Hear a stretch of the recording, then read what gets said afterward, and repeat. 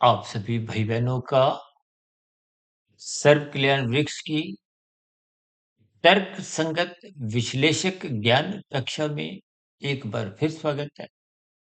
आज की चर्चा एक शब्द दूरदर्शन पर करने जा रहे हैं। अक्सर आपने देखिए विभिन्न चैनलों के नाम सुने होंगे, जिसमें भारत सरकार के भी देख लीजिए, नेशनल चैनल कहो, डीडी न्यूज कहो, दूरदर्शन कहो, क्योंकि हम देखिए किसी भी स्थिति को जब लेते हैं तो उन स्थितियों को हम आध्यात्मिक स्तर पर ले जाते हुए स्थितियों पर कुछ प्रकाश डालते हैं, ताकि प्रकृति के 3 गुण तमोगुण, रजोगुण, सतोगुण की स्थितियों का आपको कुछ सामान्य ज्ञान हो। आपके हमारे जो 3 शरीर हैं, स्थूल शरीर, सूक्ष्म शरीर, कारण शरीर, इनका कुछ आरंभिक ज्ञान आपको में समझ में आए, ताकि मिले हुए जीवन को आप और हम सार्थक कर सकें। क्योंकि ये दूरदर्शन शब्द पर ही कुछ एक दार्शनिक स्थितियाँ मेरे मन में आने लगी। देखिए, कुछ रोज़ से कुछ ऐसी चर्चाएँ कि किसी पत्रकार ने किसी एक चैनल को छोड़ा, दूसरा चैनल आरंभ करना है या कर दिया है।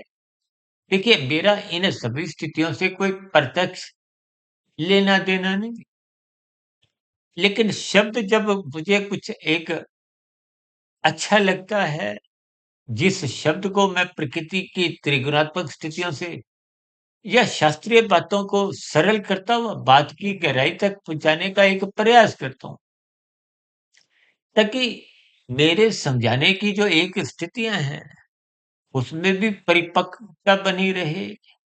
आप भाई-बहनों को भी शास्त्रीय ज्ञान, जैसे मुझे भी देखिए गुरुओं द्वारा इन सभी स्थितियों का बोध हुआ, शास्त्रों को पढ़ के कहो, गुरु के प्रवचनों को सुन के कहो, यूट्यूब पर अलग-अलग वक्ताओं की वीडियो सुनकर कहो, और भी देखिए कितने ही लेख हैं। हमने तो एक बार वीडियो बनाई थी ना, गूगल को गुरु की संज्ञा देते हुए देखिए। एक वीडियो का हमारा नाम ही ब्रह्म मुहूर्त ज्ञान उपदेश कक्षा में गूगल गुरु था। क्योंकि आज भी देखिए हम उस गूगल प्लेटफ़ॉर्म पर ही प्रत्यक्ष ऐपक रूप से कुछ सेवाएँ लेते हैं। देखिए, आप किसी की भी सेवा लेते हो, आपको उस प्लेटफ़ॉर्म का एक आभार प्रकट करना है। जैसे आपने हमने देखिए ये जो मनुष्य योनि का जो आपको अवसर मिला है, तो परमात्मा के प्रति आपकी एक कृतज्ञता होनी चाहिए, हर व्यक्त होना चाहिए। लेकिन अक्सर एक साधारण मनुष्य ज्ञान के अभाव में अक्सर परमात्मा से कुछ ना कुछ शिकायतें ही करते हैं। जबकि प्रकृति की त्रिगुणात्मक स्थितियां वो कोई भेदभाव नहीं करती है। लेकिन आत्मा ज्ञान स्वरूप है, परमात्मा आनंद स्वरूप सकता है। अक्सर हमारी चर्चाओं में देखिए एक शब्द सच्चिदानंद शब्द पे हम बहुत चर्चाएँ रखते हैं।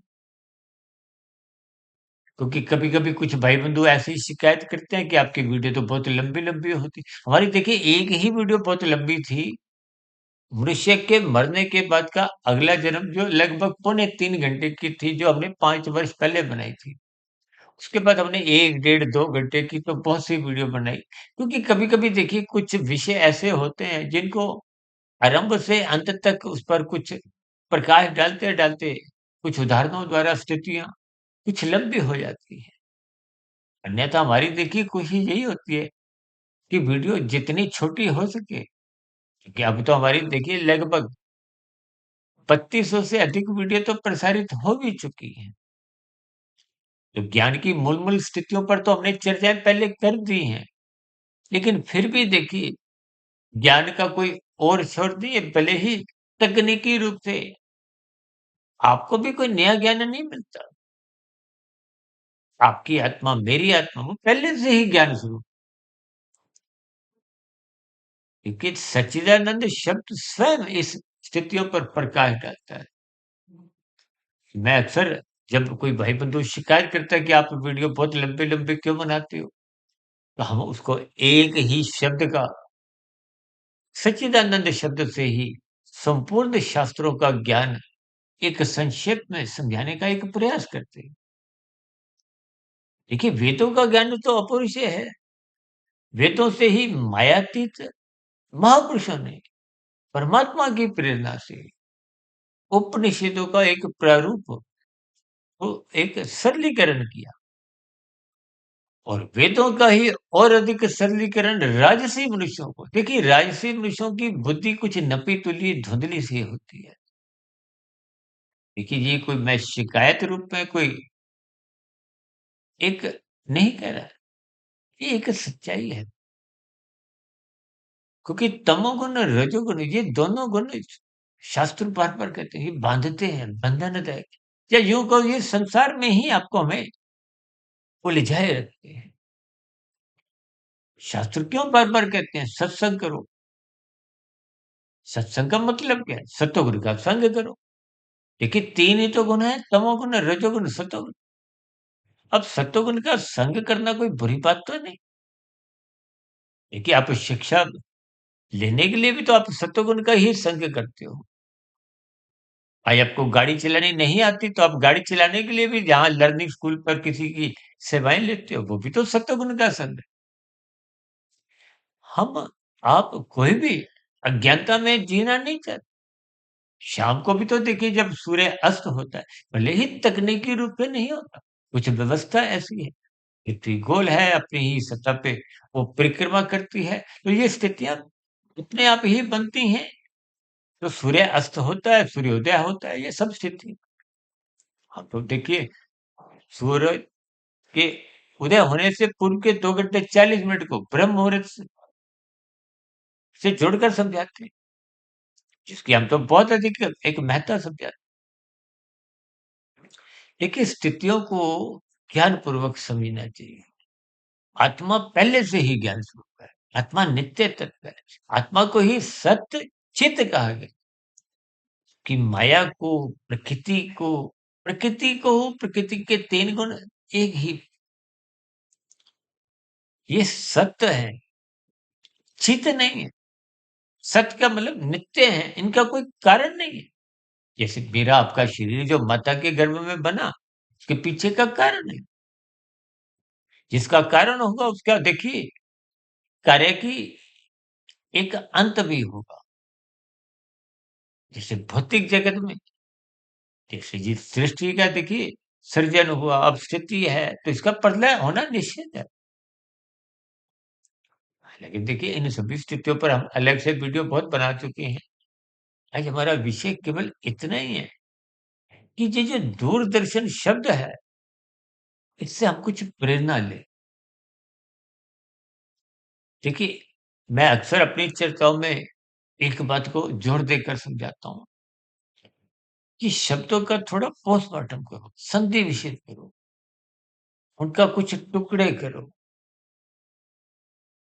जैसे इसमें दूरदर्शन में 2 शब्द आ रहे हैं, एक दूर शब्द है और एक है दर्शन। जैसे हमारे शास्त्रों में देखिए 6 दर्शन शास्त्र हैं। दर्शन का मतलब ही क्या है? देखिए एक तो आप प्रत्यक्ष रूप से जो दृष्टि डालते हो, दृश्यों के ऊपर। अब दृश्यों के पीछे का जो एक देखिए कार्य के कारण पर जब आपकी दृष्टि जाती है, उसको दर्शन की स्थितियाँ कही जाती है ना? ये दार्शनिक है। इसका मतलब ही यही है कि जब आप स्थितियों को गंभीरता से लेते हो, उनके गहरे कारणों पर पहुँच जाते हो। देखिए संसार को समझना बहुत कठिन भी है और बहुत सरल भी है यदि समझ में आ जाए। आदिकाल से आज तक कितने ही मायातीत महापुरुष हुए, जिन्होंने इस संसार से, इस जगत को समझते हुए अपने 3 शरीरों के बंधनों को मुक्त करवाया। देखिए आत्मा पर 3 शरीरों के बंधन हैं, स्थूल शरीर, सूक्ष्म शरीर, कारण शरीर। अब कारण शरीर और सूक्ष्म शरीर, ये बंधन तब तक बने रहते हैं जब तक आपकी हमारी मुक्ति नहीं होती, या यूँ को 84 लाख प्रकार की योनियों का आना-जाना समाप्त नहीं होता।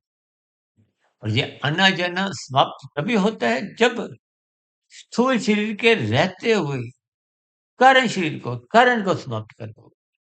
समाप्त को हो, शुभ संस्कार बनाना को हो, अज्ञानता की स्थितियाँ समाप्त करना को हो, क्योंकि आत्मा तकनीकी रूप से ज्ञान स्वरूप है, सत्य चित है। जब वो ज्ञान स्वरूप में स्थित होती है तो उसको आनंद की झलकें मिलती ही मिलती हैं, माँगनी नहीं पड़ती। और झलकें भी मिलती हैं आनंद की, और हमारा ज्ञान अवरत नहीं होता। यदि आप परमात्मा से विमुख हो जाते हो, संसार के सम्मुख हो जाते हो, यानी कि दृश्य जगत में खो जाते हो, एक दर्शक बन जाते हो, भोक्ता बन जाते हो, संसार के 5 भोग्य विषयों को भोगने लगते हो। तो आपका हमारा जो एक दर्शन की स्थितियाँ हैं, भले ही देखिए दर्शन के साथ जो दूर शब्द पहले लगा है, वो क्योंकि बहुत गहरी स्थितियाँ हैं, दूर की हैं। देखिए दूर की स्थितियाँ आपको नज़र नहीं आती, यानी कि इन सभी स्थितियों के अर्थ भावार्थ समझिए। ये दूरदर्शन शब्द मुझे अच्छा लगा, इसलिए मैंने इस पर एक चर्चा को एक दिशा दे रहा हूँ, ताकि आप मनुष्य जीवन के महत्व को समझिए,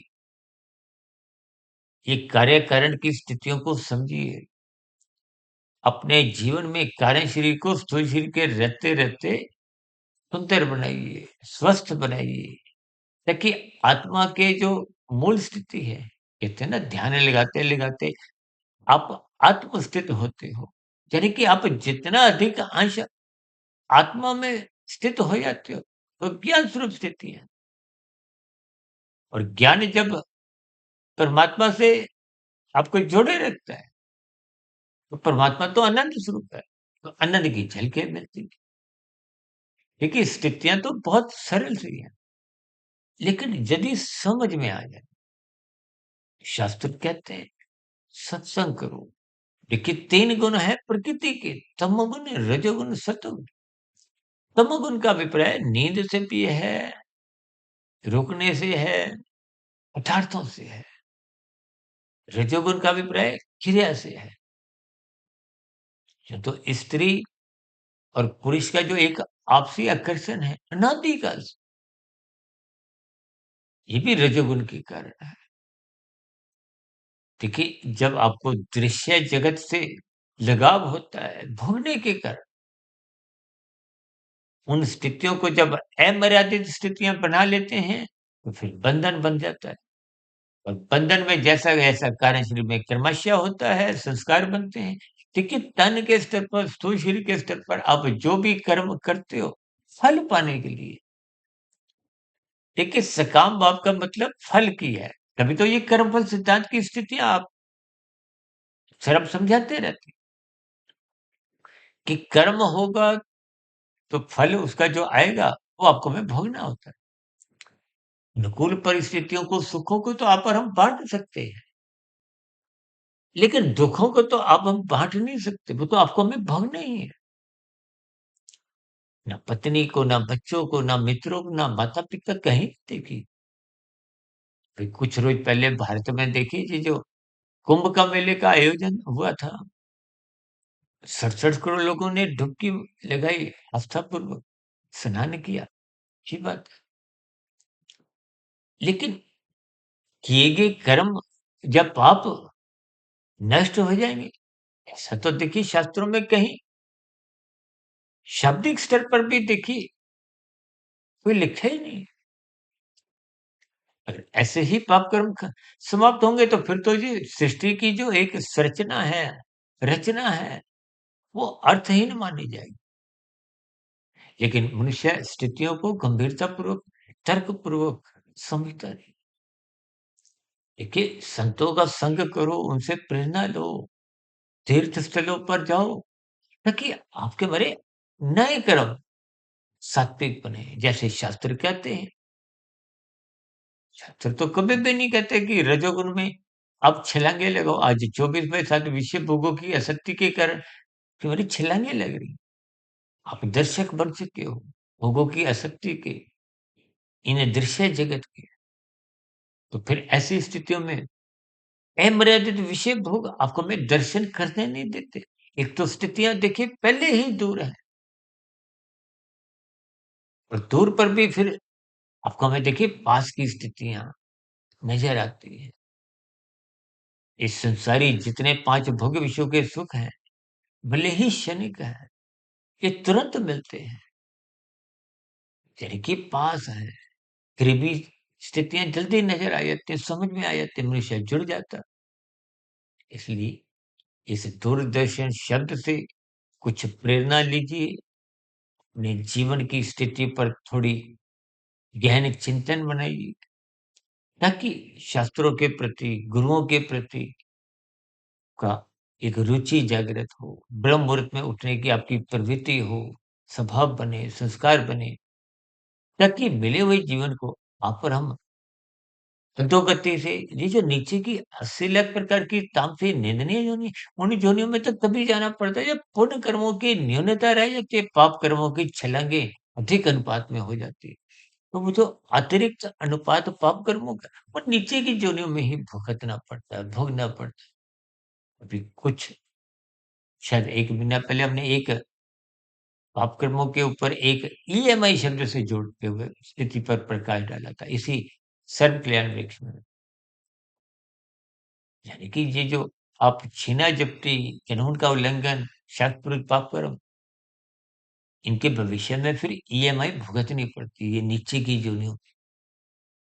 इसलिए स्थितियों को गंभीरतापूर्वक लीजिए, अपने मिले हुए जीवन में सात्विक स्थितियाँ निरंतर बनाए रखें, ब्रह्म मुहूर्त में उठें, इन सभी स्थितियों पर इन 3 आध्यात्मिक ज्ञानात्मक चैनलों द्वारा भी जो बात आपको अच्छी लगे उनको ग्रहण कीजिए, जो बात समझ नहीं आए आप अपना प्रश्न रख सकते हो। तो ऐसी सभी दर्शन रूपी स्थितियाँ आपके भी जीवन में सात्विक रूप से बनने लगे, ताकि परमात्मा के प्रति हमारा जो एक रुझान है, साधना है, वो आरंभ हो। कर्म योग, ज्ञान योग, भक्ति योग की स्थितियाँ बने। इन्हीं शुभकामनाओं के साथ चर्चा विशेष को अब यहीं विश्राम देते हैं। कल सुबह फिर एक नई चर्चा ब्रह्म अमृत ज्ञान उपदेश की कक्षा में रखेंगे। तब तक सुधीर भाटिया फकीर को इजाज़त दें। आज की वीडियो से संबंधित कोई बात आपको समझ नहीं आई हो, या बुरी लगी हो, या मेरी बातें तर्कपूर्वक आपको सही नहीं लगती हो, इन सभी स्थितियों पर आपके कमेंट्स का की प्रतिक्रिया का नीचे दिए गए कमेंट्स बॉक्स पर सदा ही स्वागत है। चर्चा विशेष को धैर्यपूर्वक सुनने के लिए आप सभी भाई-बहनों का बहुत-बहुत धन्यवाद।